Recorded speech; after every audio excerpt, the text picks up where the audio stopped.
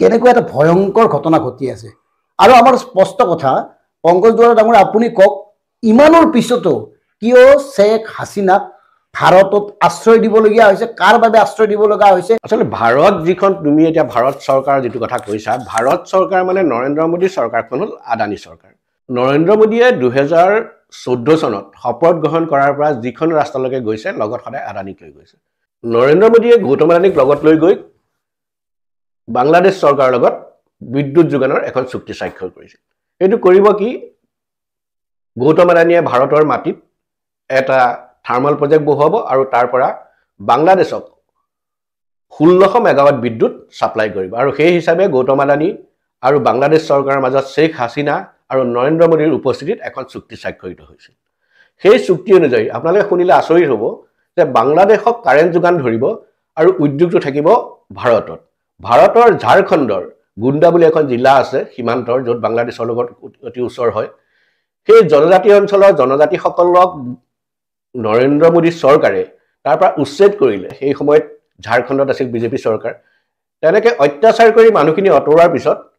ঝাৰখণ্ডত গৌতম আদানীৰ power industry বহাবৰ কাৰণে তেওঁলোকে মাটি উলিওৱাৰ পিছত কৰিলে কি সেই মাটিখিনি যেটো এৰিয়া গৌতম আদানীৰ power industry thermal power industry বহোৱাৰ প্লেন কৰিলে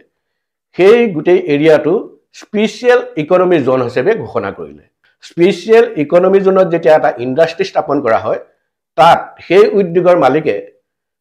ইনকাম টেক্সৰ বাবে আৰু কোনো টেক্স দিয়াৰ কোনো প্ৰয়োজন নহয় গৌতম আদানীৰ লগত সেইখিনি সুবিধা কৰি দিলে সেইমতে গৌতম আদানীয়ে 2018 চনৰ পৰা তাত থাৰ্মাল প্ৰজেক্টৰ কাম আৰম্ভ কৰিলে আৰু 2022 ত এই প্ৰজেক্টৰ কাম সম্পূৰ্ণ হ'ল সেই প্ৰজেক্টৰ পৰাই গৌতম আদানী গ্ৰুপে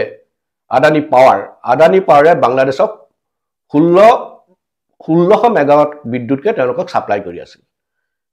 আৰু সবতকৈ ইন্টাৰেষ্টিং কথা কি যিখন চুক্তি স্বাক্ষৰিত হৈছিল সেই চুক্তিত বাংলাদেশৰ যি ধৰণে বাংলাদেশৰ নিজকও বিদ্যুৎ আছে কিন্তু তাৰ ওপৰত শেখ হাসিনা আৰু নৰেন্দ্ৰ মোদীৰ বুজা পৰাৰ কাৰণে গৌতম আদানীক পৰা এই 1600 মেগাৱাট বিদ্যুৎ বাংলাদেশে লৈছিল বাংলাদেশক লাগে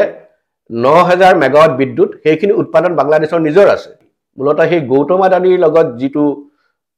চুক্তি হৈছিল গভৰ্ণমেণ্টৰ যিখন চুক্তি কৰিছিল বাংলাদেশ চৰকাৰে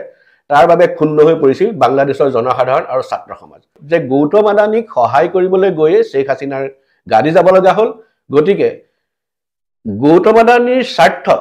আজি নৰেন্দ্ৰ মোদীয়ে ভাৰতত শেখ হাসিনাক ৰাজনৈতিক নিৰাপত্তা দি ৰাখিছে শেখ হাসিনা হল এগৰাকী মুছলিম নেত্ৰী অথচ শেখ হাসিনাক নিৰাপত্তাৰ ক্ষেত্ৰত আমাৰ সৰ্বসাধাৰণৰ মাজত কোনো প্ৰতিক্ৰিয়া নাই শেখ হাসিনাক ভাৰতত ৰাজনৈতিক নিৰাপত্তা দিয়া সময়ত প্ৰতিক্ৰিয়া নাই যে কি কাৰণে শেখ হাসিনাক নিৰাপত্তা দিয়াৰ বাবেই যে বাংলাদেশৰ আজি পৰিস্থিতি বেয়া হৈছে শেখ হাসিনাই নৰেন্দ্ৰ মোদীৰ লগ লাগি গৌতম আদানীক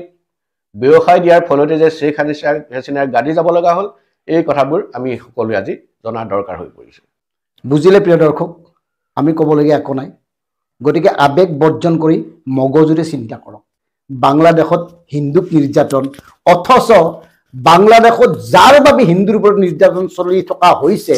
সেই গৰাকী নেত্ৰীকে ভাৰতবৰ্ষত মাননীয় নৰেন্দ্ৰ মোদী ডাঙৰীয়াই ৰাজ আতিথ্য দি পুহি ৰাখিছে নিৰাপত্তা দি ৰাখিছে গতিকে এই কথাবোৰ নিজেই চিন্তা কৰক ভাবক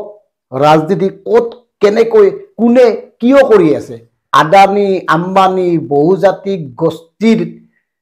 ভিতৰত পৰিণত হৈছে নেকি আমাৰ শাসন ব্যৱস্থা এই কথাবোৰ চিন্তা কৰক বিশিষ্ট সাংবাদিক পংকজ দুৱৰা ডাঙৰীয়াই যি তথ্য সহকাৰে